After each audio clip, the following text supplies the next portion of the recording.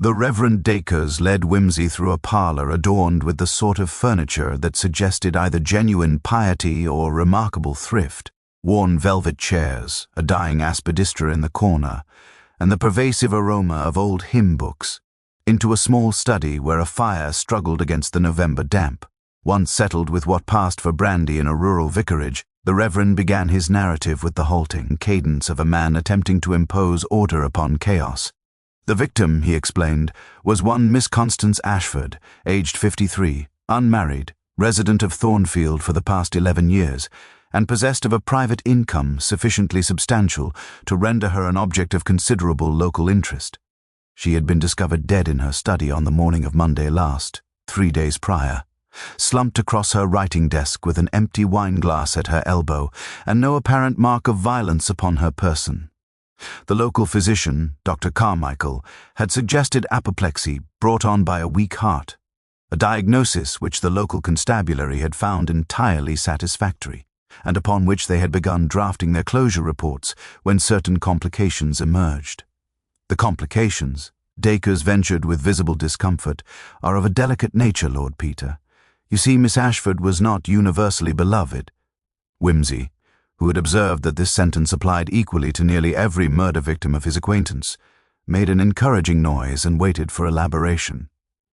The Reverend proceeded to describe Constance Ashford with the careful vocabulary of a man obliged to speak ill of the dead while maintaining ecclesiastical propriety.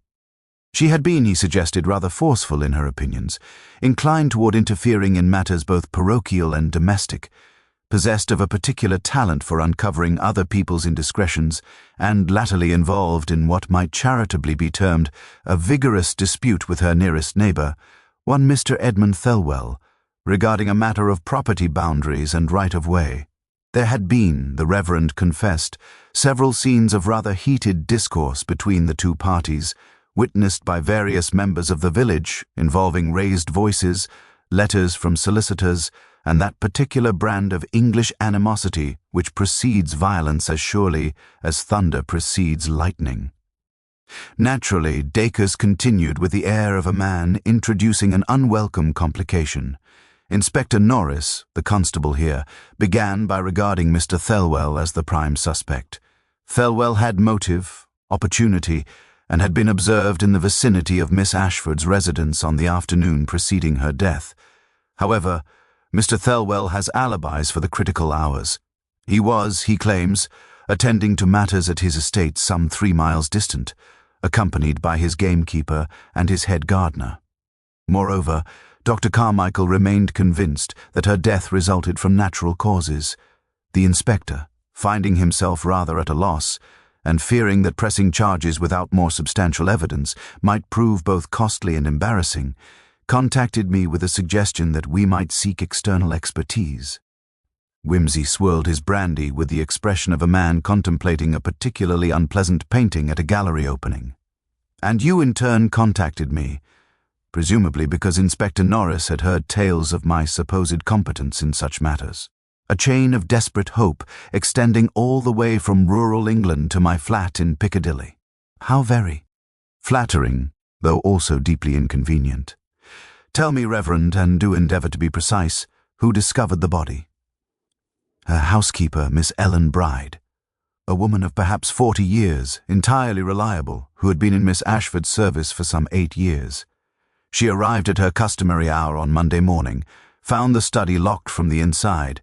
Miss Ashford had a rather odd habit of locking herself in whilst working at her correspondence, discovered the body and raised the alarm with considerable presence of mind, and Miss Bride has been where precisely since the discovery. Still in Miss Ashford's employ, I trust, dead housekeepers being rather difficult to interrogate. Miss Bride remains at the house, though she has been considerably distressed. Inspector Norris questioned her extensively, as you might imagine, but found nothing amiss in her account. The locks were examined. There was no sign of forced entry. Dr. Carmichael observed that Miss Ashford's heart was considerably weakened. He had warned her of this condition some years prior, and remarked that the shock of discovering Thelwell's gamekeeper trespassing in her garden that very afternoon might have precipitated a fatal episode. Thelwell's gamekeeper in her garden on the day she died? How remarkably convenient. I perceive why your Inspector Norris finds himself rather confused. The situation possesses all the elements of melodrama without the satisfying clarity of actual villainy. Very well, Reverend. Tomorrow I shall require an interview with Miss Bride, with Mr. Thelwell, with this gamekeeper fellow, with Dr. Carmichael, and with anyone else who might have possessed knowledge of Miss Ashford's movements that day. I shall also require access to her residence, her study, and whatever correspondence or documents might prove illuminating. For this evening, however, I find myself in need of sust, enance, and rest. The fog outside has produced in me that particular weariness which only decent dinner and sleep can remedy. I trust the vicarage can accommodate such mundane requirements? The Reverend Dacres assured him with barely concealed relief that such accommodations were indeed available, and Whimsy retired to the guest chamber with the satisfied expression of a man who had received sufficient information to know that something was decidedly wrong, whilst remaining entirely uncertain as to what precisely that something might be. Morning arrived at Thornfield in the Vale with the grudging reluctance of a guest departing after an unwelcome stay, the fog having merely shifted from horizontal to vertical without diminishing in the slightest its capacity to obscure vision and dampen spirits. Whimsy descended to the vicarage breakfast-room to discover that rural England, in its eternal struggle against continental decadence, had managed to produce eggs, bacon, toast, and a substance claiming kinship with coffee, whilst maintaining only the most tenuous connection to anything resembling actual flavour. Bunter, who possessed the remarkable ability to extract adequate nourishment from even the most hostile culinary circumstances, had already consumed his portion and withdrawn to make discreet inquiries amongst the village servants regarding the household arrangements and general character of the deceased. The Reverend Dacres appeared at breakfast with the air of a man who had passed the night in anxious prayer and discovered it to be an entirely inadequate substitute for actual sleep, and provided Whimsy with a hand-drawn map indicating the locations of the principal players in what he clearly regarded as a village drama of Sophoclean proportions. Miss Ashford's residence, Thornfield Lodge, proved to be situated approximately half a mile from the vicarage, a substantia, Victorian villa of considerable pretension, all gables and ironwork, surrounded by grounds that suggested an owner of independent means and obstinate gardening opinions. The housekeeper, Miss Ellen Bride, received Whimsy and Bunter in the morning room with the composed demeanour of a woman who had already endured police questioning and had survived it with her dignity intact. She was, as the Reverend had indicated, approximately 40 years of age, with the sort of face that suggested Scottish ancestry and a life spent in service to demanding employers. Her account, delivered with remarkable clarity, proved entirely consistent with what Whimsy had already learned. Miss Ashford had been her customary self on Sunday evening, neither ill nor distressed, and had retired at her normal hour. Monday morning, Ellen had arrived at 7 o'clock, found the study locked, received no answer to her knock, and upon consulting with the cook, had obtained a duplicate key, which revealed the dreadful discovery within. Had Miss Ashford locked herself in the study frequently?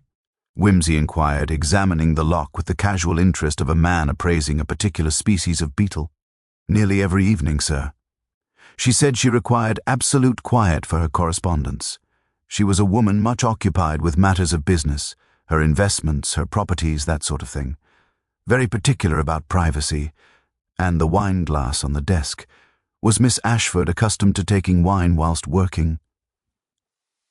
Ellen hesitated fractionally, a pause so minute that only a man trained in the observation of human hesitation would have detected it. Not habitually, sir. She preferred tea when at her work. The wine glass seemed unusual.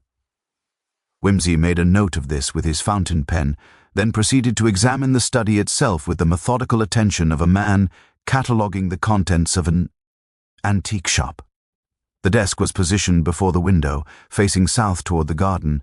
The chair was of oak, substantial and uncomfortable. The writing implements were arranged with military precision.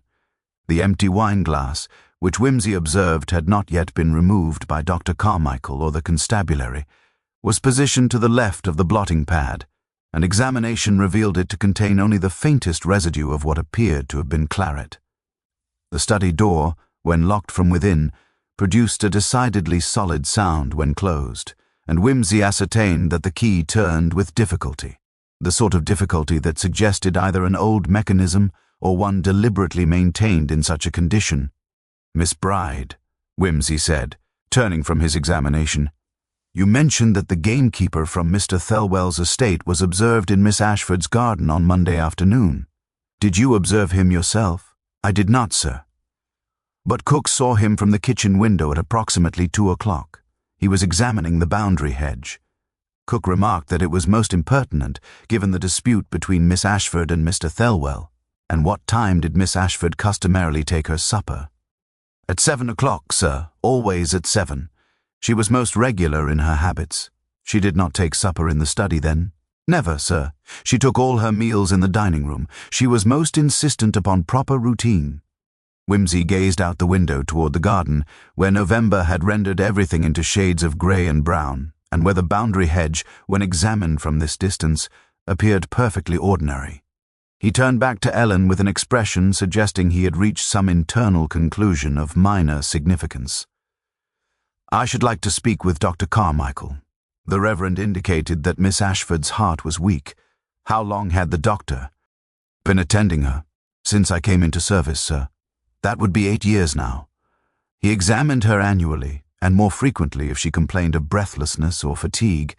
He was always warning her to avoid excitement and exertion, yet she was clearly occupied with matters that did produce excitement. This dispute with Mr. Thelwell, for instance." "Indeed, sir. The doctor expressed concern about that very matter some months ago. He urged her to settle the matter or abandon it for her health's sake. She refused. She was not a woman who could be persuaded against her will." Whimsy thanked Ellen for her cooperation with the courtesy he invariably extended to those he suspected of harboring relevant information, and proceeded to Dr. Carmichael's residence, a cheerful cottage adjacent to the village green, where he discovered the doctor engaged in the difficult task of attempting to preserve his medical authority in the face of a titled amateur investigator possessed of considerably sharper wits and a tendency toward devastating questions. The interview, which occupied the remainder of the morning and extended well into the afternoon, produced several observations of considerable interest regarding Miss Ashford's medical condition, her emotional state, and the precise nature of the dispute with Mr. Thelwell, a dispute that, it emerged, involved considerably more complexity than simple property boundaries, and touched upon matters of inheritance, family obligation, and a secret which, the doctor confessed, Miss Ashford had entrusted to him in confidence, and which he was now uncertain whether he possessed the ethical authority to divulge. Whimsy employed upon Dr. Carmichael the particular combination of charm, aristocratic authority, and subtle moral pressure that he had refined over years of extracting confidences from the reluctant and the conscientious. The doctor, who appeared to be a man of approximately 55 years, possessed of that mild, intelligent expression one frequently encounters in country practitioners, eventually yielded to the inevitable with the air of a man surrendering to superior forces. The secret, he disclosed with considerable embarrassment, involved the true parentage of Miss Ashford's nephew, a young man named Charles Thelwell, nephew to both Miss Ashford and to Edmund Thelwell himself, and the source of considerable tension within the family precisely, because Charles was not, in fact, Edmund's biological son, but rather the illegitimate offspring of Edmund's wife and a previous suitor, a matter known to Miss Ashford but kept scrupulously hidden from Edmund himself. Miss Ashford had, over the years, maintained a particular affection for the boy, had involved herself extensively in his education and prospects, and had, most significantly, altered her will approximately 6 months prior to name him as her principal heir, a decision which, the doctor confessed, she had shared with him during a consultation where she had expressed guilt over the deception and anxiety regarding the consequences should Edmund ever discover the truth. The consequences being precisely what one might anticipate, Whimsy observed, lighting a cigarette with the air of a man who has just received confirmation of a long-held suspicion. Edmund Thelwell, confronted with the knowledge that his nephew is not his nephew, that his wife had deceived him for decades, and that Miss Ashford had been complicit in maintaining that deception, whilst simultaneously lavishing maternal affection upon the boy. Such knowledge might precipitate emotional turmoil of the most violent sort. Yet you state that Miss Ashford kept this secret from Edmund. How then did Edmund come to know of it, assuming he did? Dr. Carmichael shifted uncomfortably in his chair, a gesture which suggested that the question had touched upon precisely the matter that had troubled him most profoundly. Miss Ashford died before she could take further action. She had expressed to me, during that final consultation 3 weeks ago, her intention to inform Edmund of the truth. She believed the deception had continued too long, that the moral weight of it was affecting her health, and indeed, her heart condition had worsened considerably during this period. She was attempting to summon the courage to confront him, and did she accomplish this confrontation? Not to my knowledge. She mentioned she would speak with him after the property dispute had been resolved. She was waiting for the right moment. How very human, Whimsy remarked, to perpetually defer difficult truths in the futile hope that circumstances will somehow render them less painful. Yet the property dispute itself, what was its precise nature? Property boundaries in rural England are frequently matters of minor consequence, yet you suggest this dispute possessed considerably more significance. The doctor leaned back in his chair and gazed toward the window, where the afternoon was beginning its premature descent into darkness. The boundary in question involves access to a small parcel of woodland on Edmund's estate. Miss Ashford had long maintained the right to cut timber from that woodland, a right granted to her by the previous owner when she purchased Thornfield Lodge. Edmund, upon inheriting his estate from his father some 18 months ago, questioned whether that right transferred with the original land transfer. He engaged solicitors to challenge her claim. Miss Ashford, believing the matter one of principle, engaged her own solicitors to defend it. The matter remained unresolved at her death, and it is a considerable piece of property, worth perhaps several thousands pounds in timber value alone, so Edmund had motive to desire her death, the removal of a troublesome neighbour and disputer of his property rights. Yet you state that he possesses an alibi. What precisely was that alibi? Edmund was at his estate, approximately 3 miles distant, attending to matters concerning the estate repairs. He was accompanied throughout the afternoon by his gamekeeper, Thomas Ashby, and by his head gardener, a man named Harrow. They were inspecting the east cottage, which requires considerable work. And both of these men would swear to his presence? Inspector Norris questioned both men separately. Their accounts were entirely consistent. Whimsy rose from his chair and moved to the window, observing the grey November afternoon with the contemplative expression of a man attempting to assemble disconnected pieces into some coherent pattern.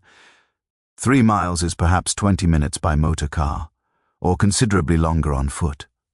The critical hours, I assume, are between 2 o'clock, when the gamekeeper was observed in Miss Ashford's garden, and 7 o'clock, when she customarily took supper, a meal she did not consume, and would not, as it transpired, ever consume again. Dr. Carmichael, when did you last examine Miss Ashford, and what was your assessment of her condition at that time?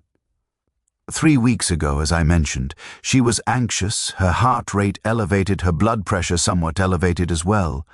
I cautioned her against stress and emotional turmoil. She acknowledged my concerns, but indicated she felt obliged to pursue the matter to conclusion, both regarding the property dispute and regarding her intention to reveal the truth about Charles to Edmund. How very courageous and very foolish, Whimsy observed. Tell me, did you examine the body after it was discovered? Did you note anything peculiar in her appearance or position? I mined her at the scene. She was slumped over her desk, as though she had simply collapsed whilst working. There was no sign of struggle, no indication of anything other than what appeared to be a sudden cardiac episode. The wineglass was present, as I understand you have observed, and the contents of that glass, did you analyze them? Inspector Norris suggested such a step might prove unnecessary, given the manifest evidence of natural causes. I confess I did not press the matter. Whimsy turned from the window with an expression that suggested he had reached conclusions far more interesting than those his conversation partner had provided. I should very much like to speak with Mr. Edmund Thelwell. Where might I locate him? He maintains a residence approximately 2 miles north of here, Ashwood Manor. You might encounter him at his club in the village. He frequents the Red Lion most evenings." Wimsey thanked Dr. Carmichael and departed, leaving the physician with the distinct impression that he had inadvertently revealed considerably more than he had intended, and that the amateur detective possessed a talent for extracting truth that rendered professional confidentiality rather more theoretical than practical.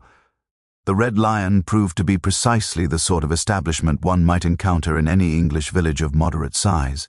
All dark wood paneling, brass fixtures of questionable utility, and the pervasive aroma of pipe tobacco mingling with something that might charitably be described as ale. Edmund Thelwell occupied a corner table with the air of a man accustomed to being the most important personage in any room, which suggested either considerable self-regard or substantial social standing within the village hierarchy. He was, Wimsey observed, approximately 58 years of age, possessed of that particular floridness of complexion that suggested EIT. Her excellent health, or excessive consumption of spirits, with hair graying at the temples and the sort of moustache that implied military service in his younger years.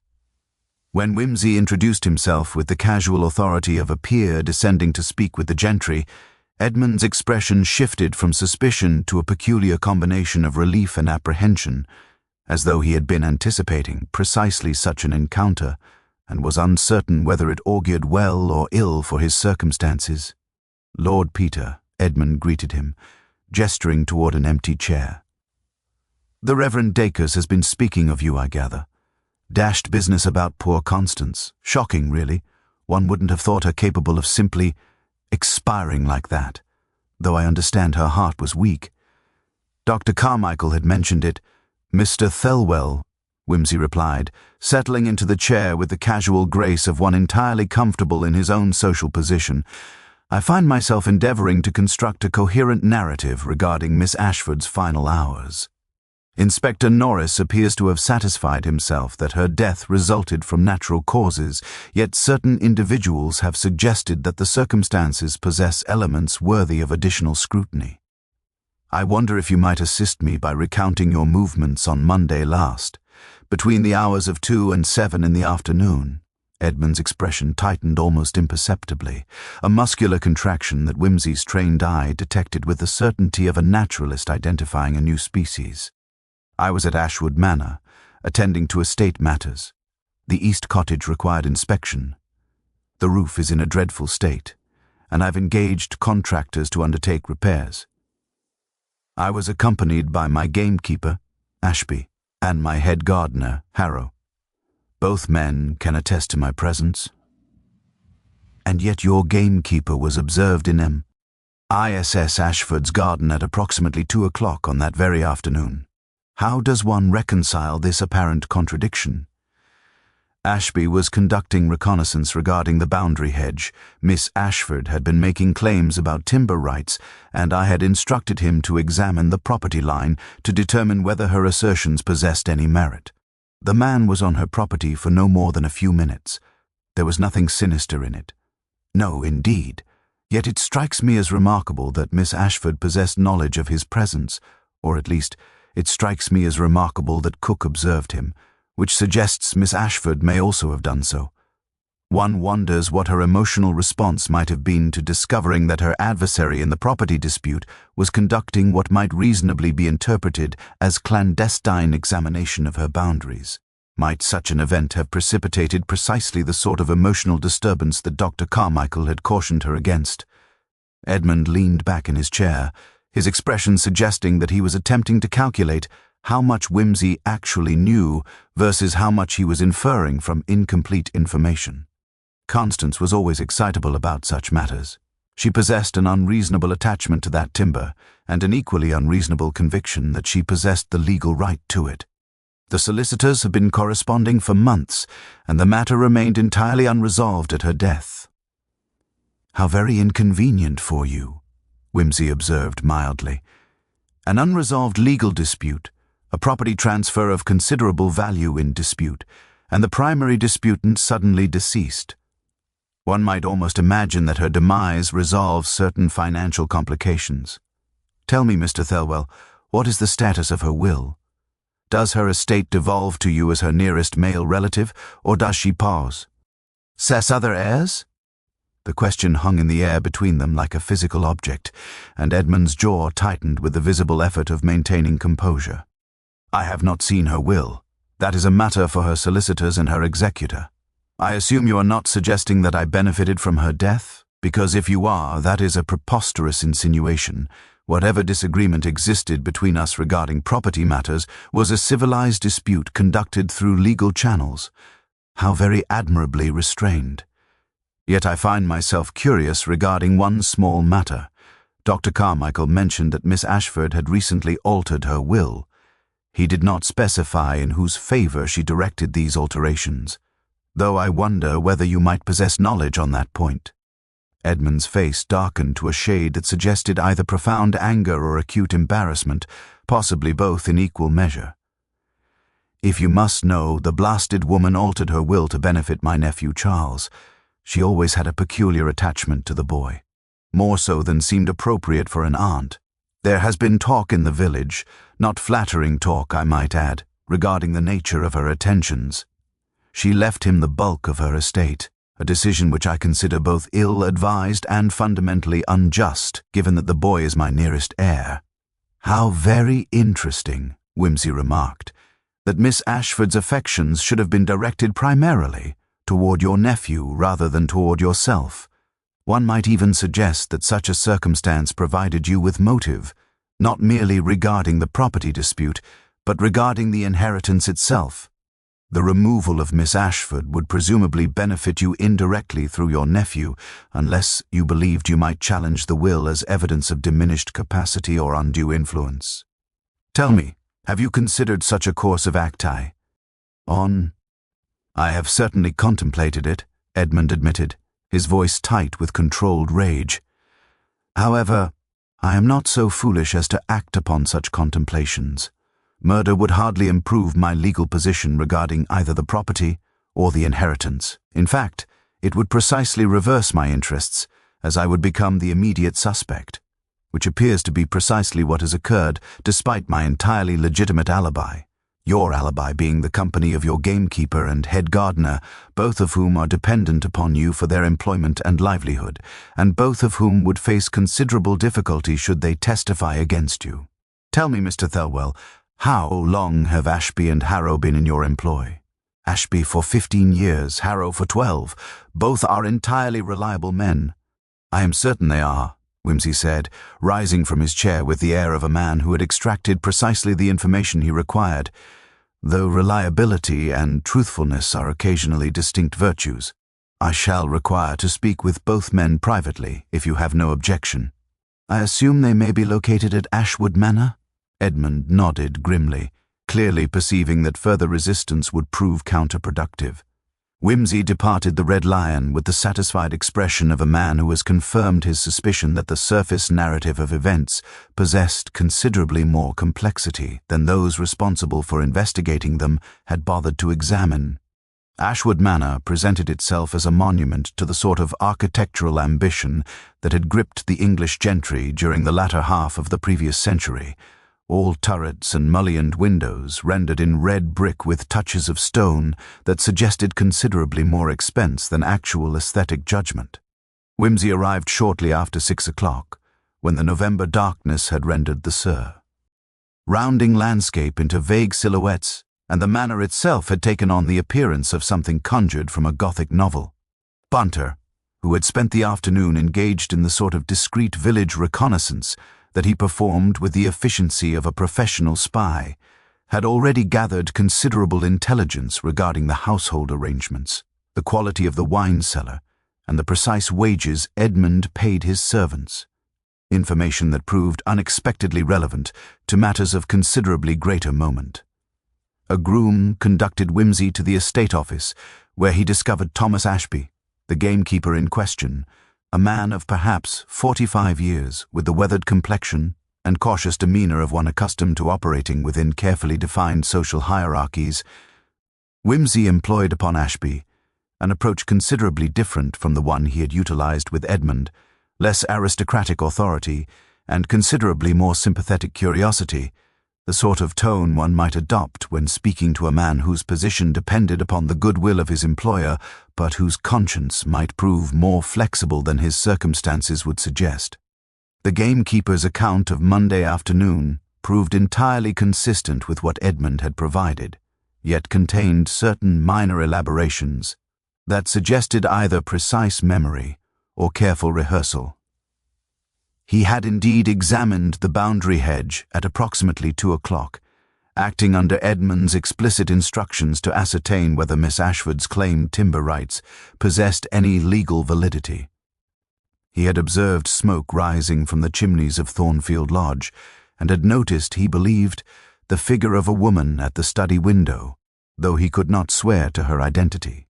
He had completed his examination in approximately 15 minutes, and had returned to Ashwood Manor to report his findings to Edmund. And what were those findings? Wimsey inquired, lighting a cigarette with calculated casualness.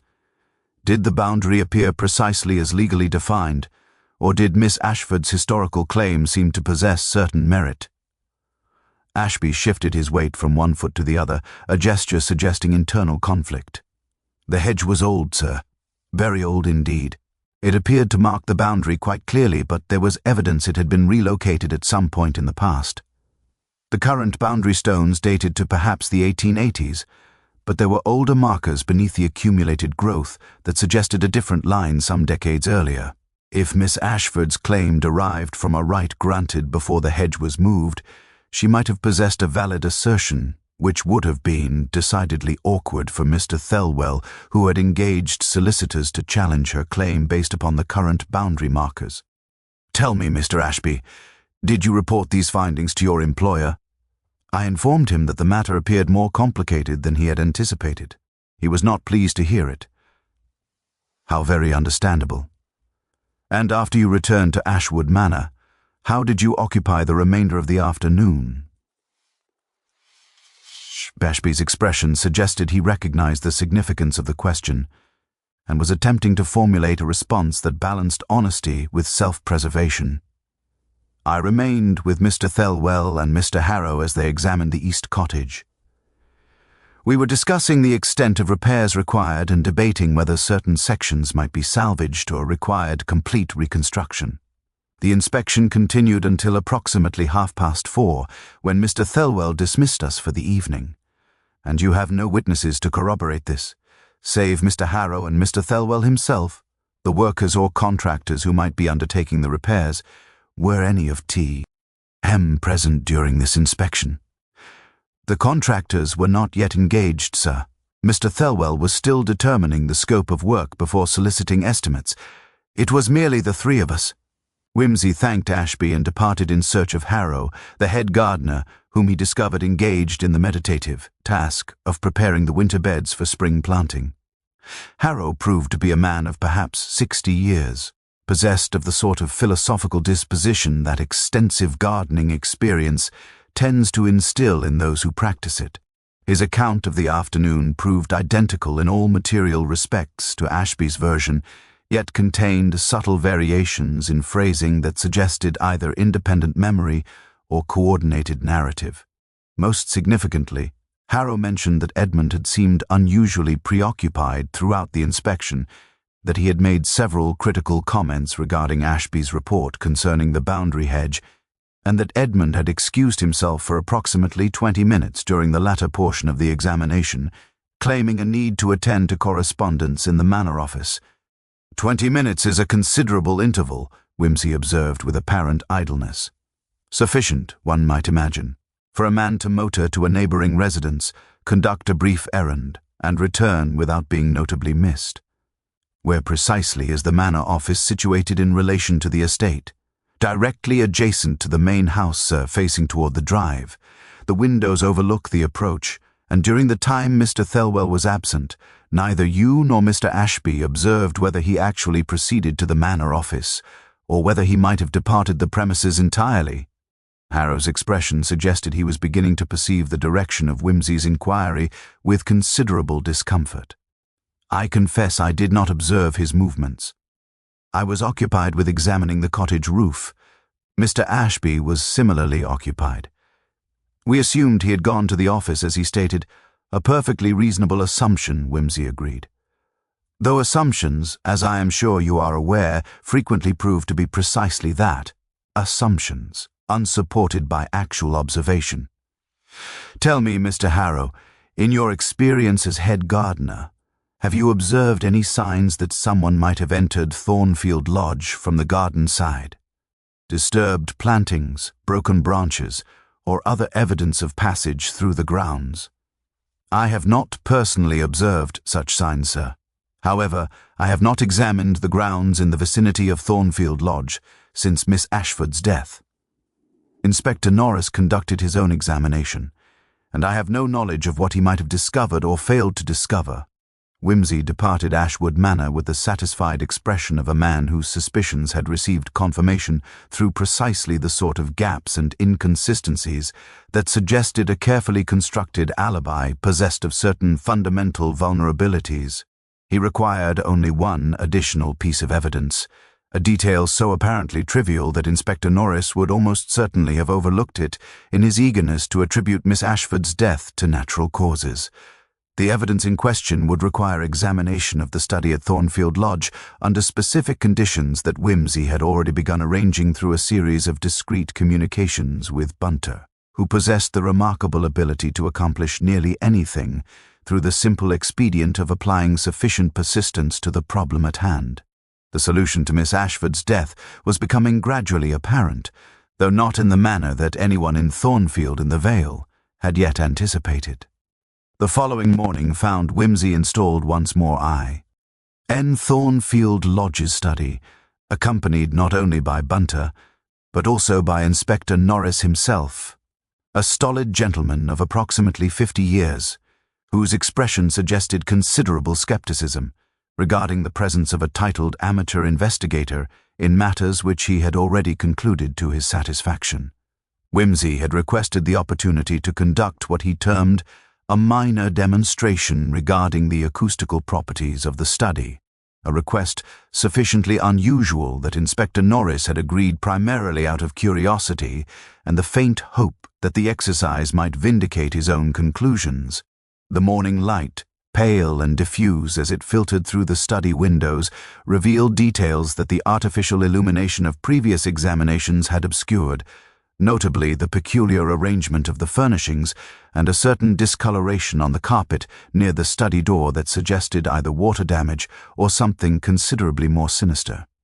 Whimsy proceeded to conduct what appeared to be an entirely purposeless examination of the room's acoustic properties, tapping upon the walls, opening and closing the heavy velvet curtains, and producing various sounds of differing volumes whilst observing their transmission through the study door and into the adjacent hallway.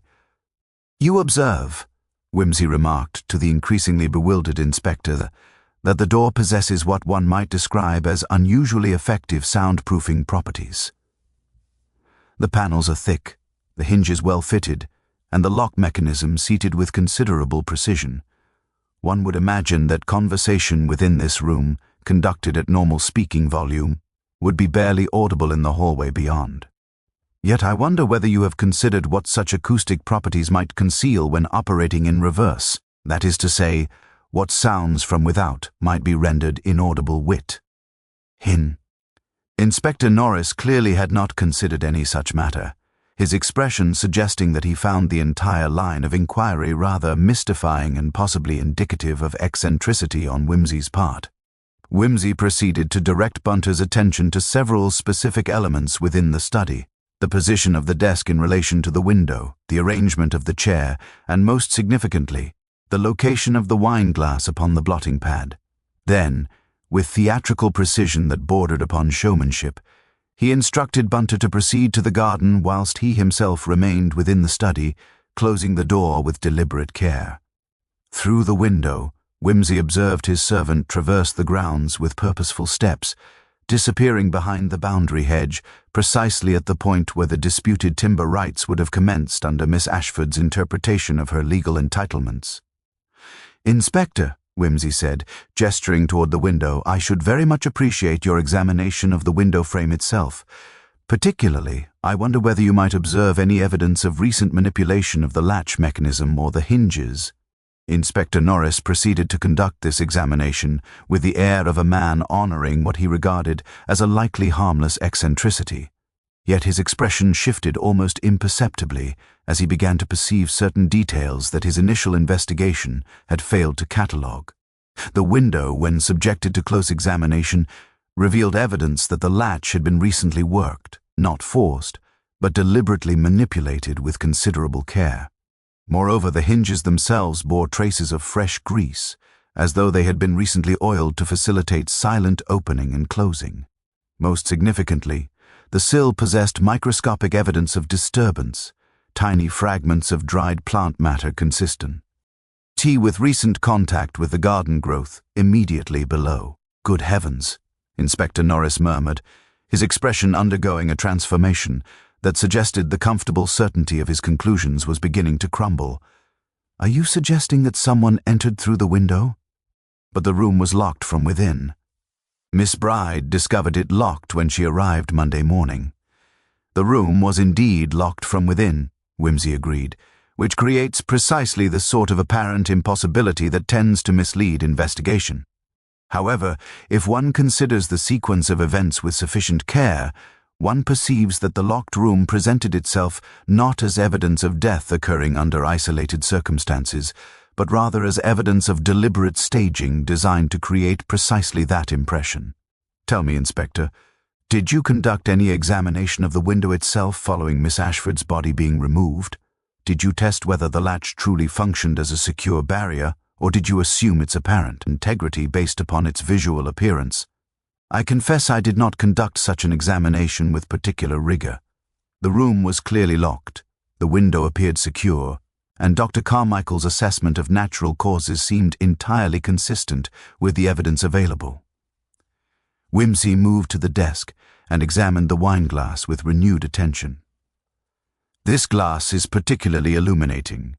You observed it contained residue consistent with claret, yet you did not analyze those residues with any particular chemical rigor, nor did you inquire whether Miss Ashford possessed any wine of that particular vintage in her cellar, or whether she habitually consumed claret whilst working. Most significantly, you did not consider whether the presence of the glass might indicate not the cause of death, but rather the mechanism by which death was accomplished. You are suggesting she was poisoned?" Inspector Norris's tone suggested profound skepticism, combined with dawning horror at the possibility that his investigation had fundamentally failed to perceive a crucial element. "I am suggesting considerably more than that," Whimsy replied. "I am suggesting that Miss Ashford was indeed poisoned, that the poison was administered through the medium of the wineglass, and that the entire arrangement, the locked room, the position of the body, the apparent naturalness of her death, represented a carefully orchestrated deception designed to render her demise appear consistent with the cardiac condition that Dr. Carmichael had previously identified. Bunter, if you would be so kind as to return to the study." Bunter re-entered through the study door, having completed his examination of the garden, and presented Whimsy with a small object retrieved from near the boundary hedge, a leather glove, weather-stained but clearly relatively recent in its deposition, and bearing Edmund Thelwell's initials worked into the leather in an elaborate monogram. Inspector Norris's face blanched as he perceived the significance of this discovery, and the comfortable certainty of his conclusions underwent complete inversion into equally complete bewilderment regarding how so obvious a truth could have escaped his notice during his initial investigation. Whimsy conducted the remainder of his investigation with the methodical precision of a man assembling the final elements of a particularly complex puzzle, each piece fitting into place with the satisfying inevitability of mathematical proof. The wine itself, when subjected to analysis by a chemist whom Inspector Norris reluctantly consulted in the neighboring town, revealed the presence of a substance commonly employed in the treatment of cardiac conditions, digitalis, derived from foxglove, and in concentrated form capable of precipitating precisely the sort of cardiac event that Dr. Carmichael had attributed to Miss Ashford's pre-existing heart weakness. The poison had been administered in sufficient quantity to produce death within approximately 1 to 2 hours of consumption, yet in a manner calculated to appear consistent with natural causes, particularly in a woman known to possess a compromised cardiovascular system. The genius of the murder, Whimsy explained to the increasingly astounded Inspector Norris, lay not in its execution but in its conception. Edmund Thelwell had recognized that Miss Ashford's cardiac condition provided him with a ready-made explanation for her death, one that Dr. Carmichael would almost certainly accept without rigorous investigation, and one that would render further inquiry appear unnecessary and potentially embarrassing to the local constabulary. The timeline, when reconstructed with precision, revealed that Edmund's 20-minute absence from the estate inspection had been precisely sufficient for his purposes. Ashby's reconnaissance regarding the boundary hedge had established that Miss Ashford would be occupied in her study during the late afternoon hours, a pattern Edmund had observed repeatedly during the months of their property dispute, during which he had frequently witnessed her seated at her desk when passing along the boundary road. Edmund had therefore possessed both knowledge of her location and predictable access to her attention. He had motor-driven from Ashwood Manor to a point approximately half a mile distant, proceeded on foot through the woods that bordered both estates, and accessed Thornfield Lodge through the carefully oiled window that his examination of the property during the dispute had revealed to be accessible from the garden. The claret wine, which he had brought with him already poisoned with the digitalis extract he had obtained through subtle manipulation of his physician, a man whom Edmund cultivated through the expedient of substantial donations to the local parish, he had presented to Miss Ashford upon entering through the study window. The narrative he had constructed, Whimsy surmised, had involved some plausible excuse regarding the property dispute, possibly a suggestion that he wished to settle the matter amicably, possibly an appeal to family sentiment regarding the inheritance question that had been revealed through Dr. Carmichael's indiscretion. Miss Ashford, Whimsy explained to the assembled parties whom he had summoned to Thornfield Lodge for the purposes of conducting what he termed a theatrical reconstruction, was a woman of considerable principle and equally considerable pride. She had maintained her legal position regarding the timber rights with unwavering conviction, and she had made her financial decisions regarding the inheritance based upon her genuine affection for her nephew Charles and her moral conviction that he deserved provision beyond what Edmund might have granted him. Yet she was also a woman susceptible to the suggestion that reconciliation might be possible, that old grievances might be resolved, that family unity might be restored. Edmund exploited precisely these characteristics of her temperament. He presented himself as willing to negotiate, as desirous of peace rather than continued legal warfare, and he offered her wine as a gesture of reconciliation. The poison acted within the hour, producing precisely the symptoms that Dr. Carmichael had warned her to anticipate: shortness of breath, chest discomfort, the sensation of impending cardiac failure. By the time the symptoms reached their acute phase, Edmund had already departed, returning to Ashwood Manor through the woods and arriving within the 20-minute window that his absence had permitted. Edmund himself, who had been summoned to the gathering with the specious explanation that certain matters required his presence for clarification purposes, initially attempted to maintain his composure as Whimsy proceeded through the deduction. However, as Whimsy articulated each element of the reconstruction, the glove discovered in the garden, the traces of disturbance upon the windowsill, the evidence of the digitalis poisoning, the testimony of the chemist regarding the concentrated extract, Edmund's composure underwent progressive deterioration.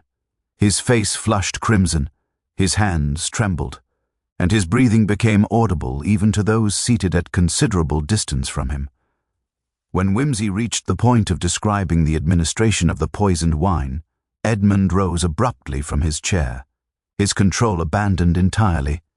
"She deserved it," he declared, his voice containing the peculiar combination of fury and desperation characteristic of men confronted with the inescapability of their own actions.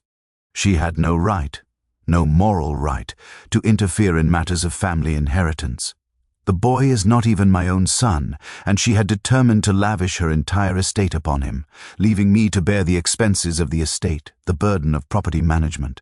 the endless complications of maintaining what my father had left me. She was a meddling, interfering woman who could not accept that her place in the family was peripheral, that her opinions regarding Charles were not merely uninformed but presumptuous. When I entered that study, I intended merely to persuade her to reconsider her will, to make some reasonable adjustment that would reflect my position as her nearest relative.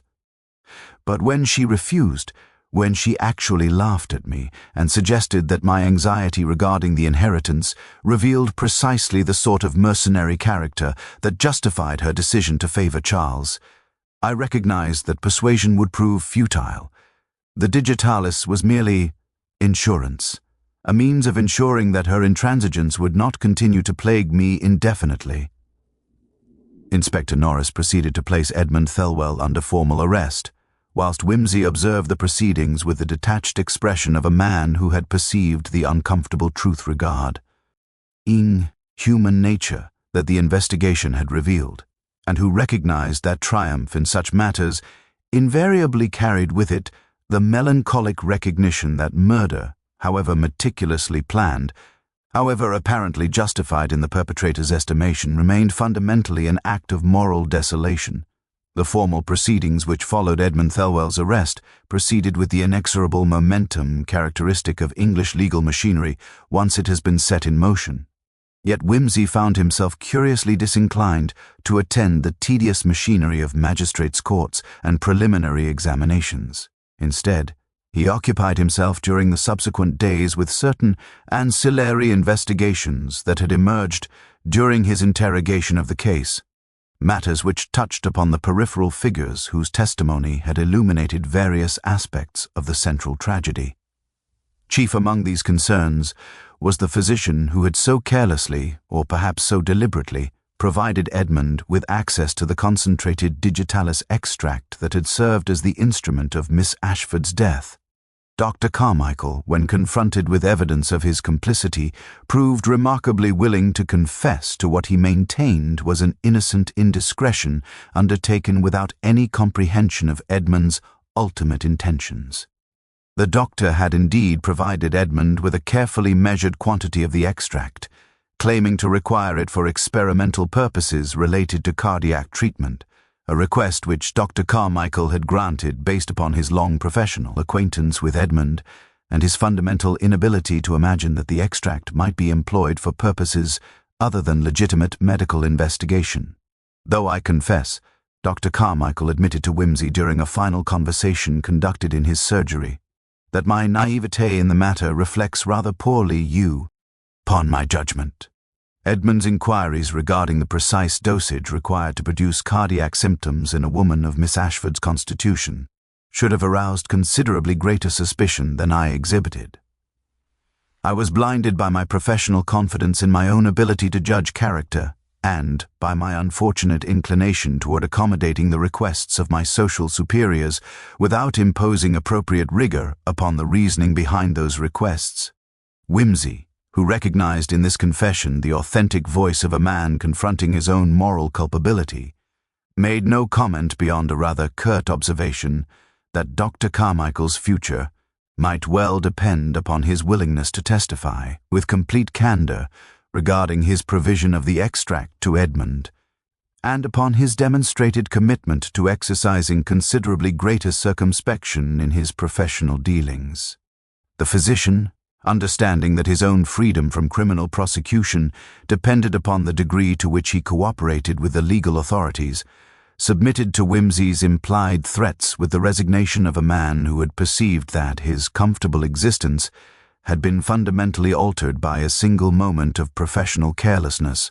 More interesting to Wimsey, however, was the matter of Charles Thelwell, the young man whose existence at the center of the inheritance dispute had precipitated the entire chain of events culminating in his aunt's murder. Charles, whom Wimsey arranged to meet during a carefully orchestrated tea engagement at the vicarage, proved to be a young man of perhaps 25 years, possessed of considerable intellectual acuity, and the sort of sensitive disposition that suggested either genuine virtue or remarkable theatrical capability. When informed of the manner in which his inheritance had been secured, that his uncle had murdered his aunt in the belief T. had preventing Miss Ashford's bequest, would somehow restore Edmund's financial position and social standing. Charles's reaction proved to be one of profoundly complicated emotion. He wept, not merely for his aunt's death, but for the recognition that he had been, however inadvertently, the instrument through which tragedy had been precipitated. His inheritance, which would now include not merely Miss Ashford's considerable estate, but also such portion of Edmund's property as might be seized to satisfy legal judgments, suddenly appeared to him not as a blessing, but as a burden purchased at the price of human life. I had no awareness, Charles confessed to Whimsy, of the intensity of Uncle Edmund's resentment regarding my aunt's decision. She had always indicated that she acted from genuine affection, from a conviction that I possessed qualities worthy of investment, that she believed my prospects would be better served through her patronage than through remaining dependent upon Uncle Edmund's increasingly erratic temperament. Yet I had observed, during visits to Ashwood Manor, that Uncle Edmund's demeanour toward me had become progressively cooler, that his remarks regarding my future had taken on a quality of barely concealed hostility. I had attributed this to the natural jealousy of a man observing his nephew receive advantages that he himself had not anticipated. I did not recognize that the situation had evolved to the point where my uncle regarded my very existence as a personal affront. Whimsy, observing the young man's evident distress with the clinical eye of one accustomed to examining the consequences of criminal action upon innocent parties, recognized in Charles's anguish the authentic guilt of those who have been forced to confront the manner in which their own aspirations and desires have been transformed into instruments of destruction in the hands of those motivated by darker impulses. He offered such consolation as seemed appropriate, which is to say, very little beyond the observation that Charles bore no moral responsibility for his uncle's criminal actions, and that his aunt's decision to favor him represented her own autonomous exercise of her will rather than any obligation imposed upon Charles himself. Yet Whimsy recognized that words provided minimal comfort to a young man forced to recognize that his inheritance had been purchased through murder, and that the comfortable future which had awaited him now carried with it the permanent stain of tragedy. The matter of the inheritance itself became the subject of considerable legal dispute, as Edmund's solicitors attempted to argue that his conviction for murder should render him ineligible to inherit from his father's estate, an argument which the courts accepted with a sort of inexorable logic that characterized English jurisprudence when confronted with questions of moral culpability and legal standing. Whimsy observed these proceedings from a distance, satisfied that the machinery of justice had been adequately set in motion to reach what conclusions seemed appropriate to those responsible for such determinations. The question which occupied Whimsy's attention during his final days in Thornfield, in the Vale, concerned not the guilt of Edmund Thelwell, a matter which the evidence had established beyond any reasonable doubt, but rather the identity of the individual who had first alerted the Reverend Dacres to the necessity of seeking external assistance in the investigation of Miss Ashford's death. The Reverend, when pressed upon this matter with Whimsy's customary combination of charm and aristocratic insistence, proved somewhat evasive, suggesting merely that certain members of the village had expressed concerns that the local constabulary's investigation as proceeding along insufficiently rigorous lines, and that he had taken the liberty of contacting Whimsy based upon reputation, rather than upon any specific prompting from a particular individual. Yet Whimsy, whose observational faculties had been honed by years of detecting precisely such evasions, recognized in the Reverend's discomfiture the evidence of a deliberate omission, and he proceeded to conduct a series of discreet inquiries that eventually revealed the true source of the telegram to have been Ellen Bride, the housekeeper, who had harbored profound misgivings regarding Dr. Carmichael's assessment of natural causes from the moment she had discovered her employer's body. When confronted with this revelation, Ellen admitted with considerable embarrassment that she had indeed composed the telegram to the Reverend Dacres, though she had done so with extreme reluctance and only after prolonged internal deliberation. She had observed, she explained, certain details that struck her as inconsistent with the narrative of natural death that Dr. Carmichael had so readily accepted.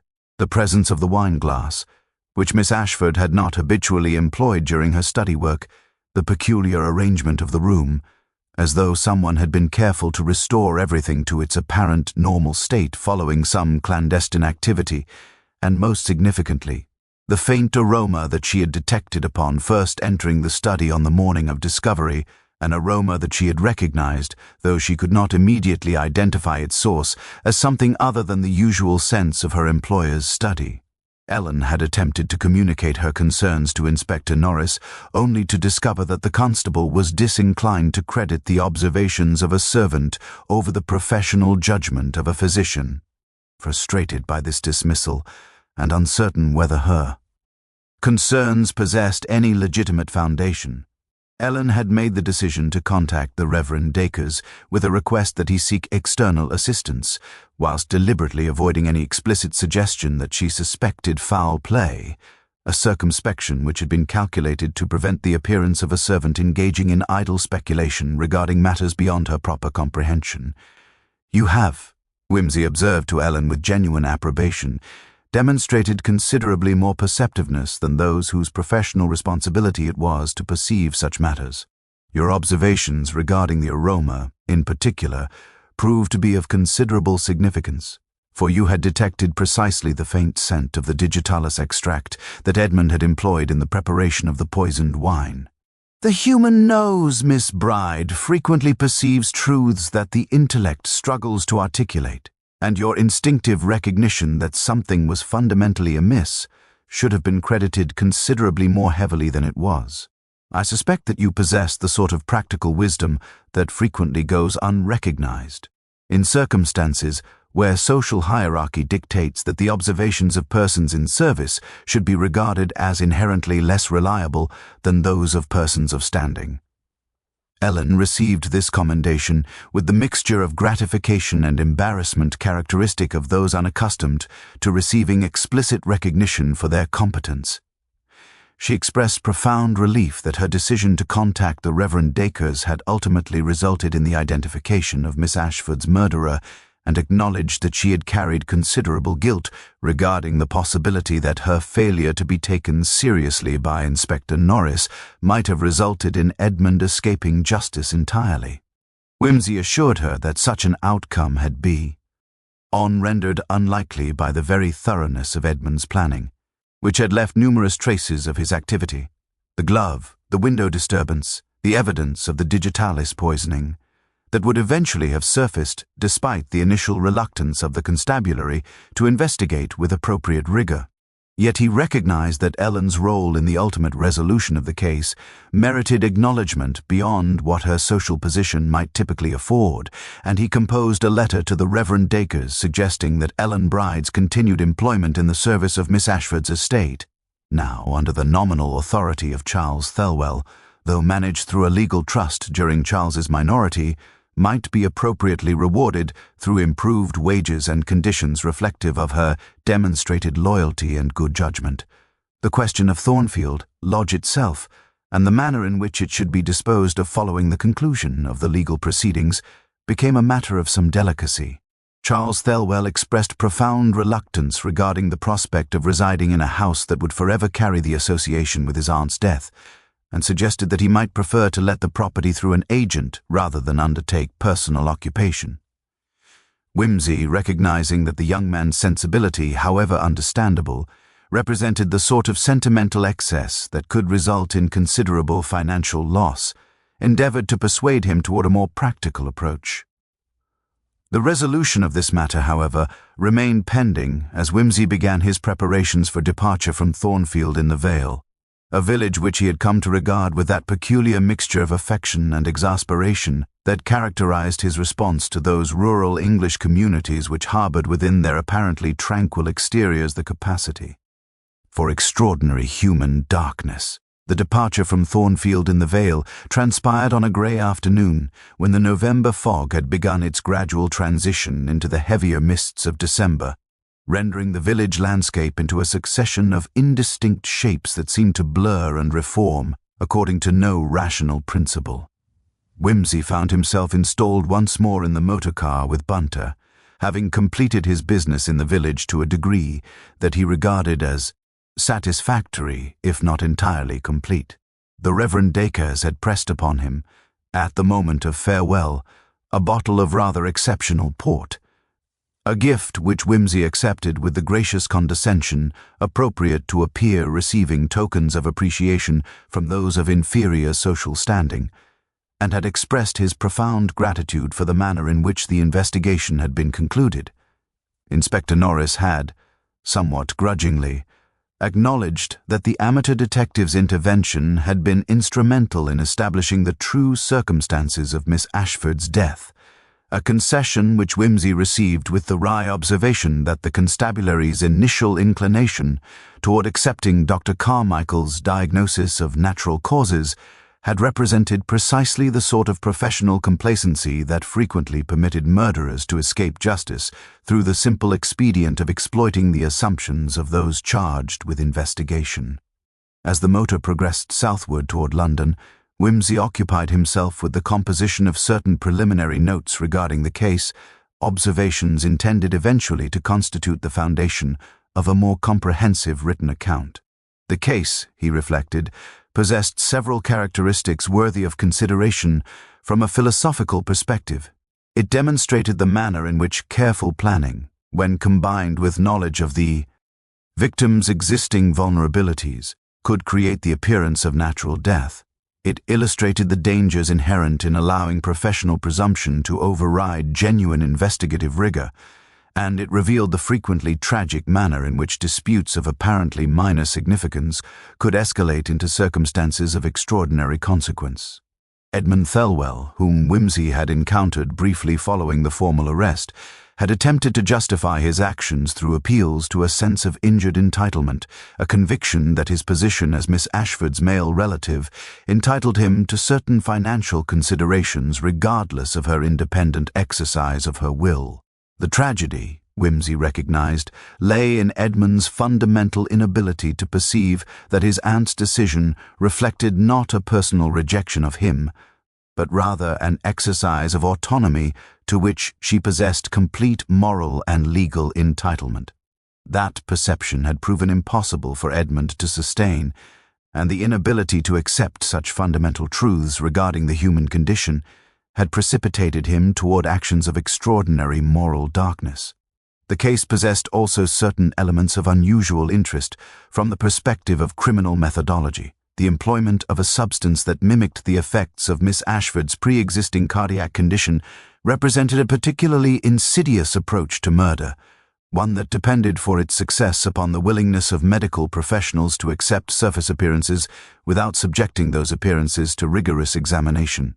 Had Dr. Carmichael possessed greater inclination toward skepticism, or had Inspector Norris demonstrated more thorough investigative instincts, the true circumstances would almost certainly have emerged during the initial examination.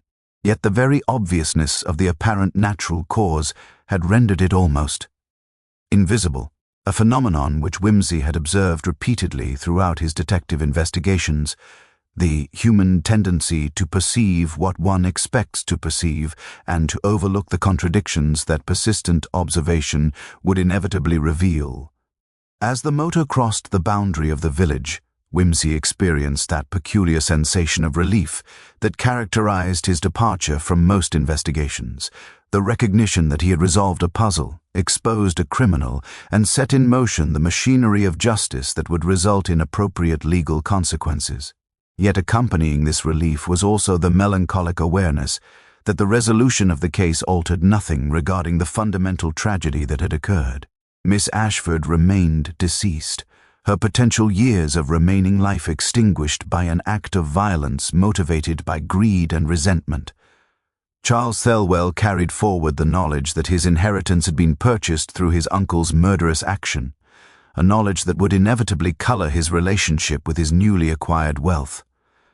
Ellen Bride had been forced to confront the limitations of her social position and the difficulty of being heard when one's observations contradicted the professional certainties of one's social superiors, and Edmund Thelwell faced the prospect of judicial punishment, the knowledge of his own conviction, and the long years of imprisonment that would constitute the consequence of his moral failure. Whimsy turned to Bunter, who sat beside him with the imperturbable composure that characterized that remarkable man's response to virtually all circumstances. Bunter, he remarked with the sort of casual irony that constituted his customary mode of address to his long-suffering servant. Do you observe that we have successfully resolved the matter of Miss Ashford's death, exposed the perpetrator of a particularly cold-blooded murder, and restored a measure of justice to a village that had momentarily descended into chaos? And yet, I find myself experiencing that familiar sensation of philosophical emptiness that characterizes the resolution of such matters. The criminal is apprehended, the guilty are condemned, and society continues its progress with no apparent diminishment of the human capacity for wickedness.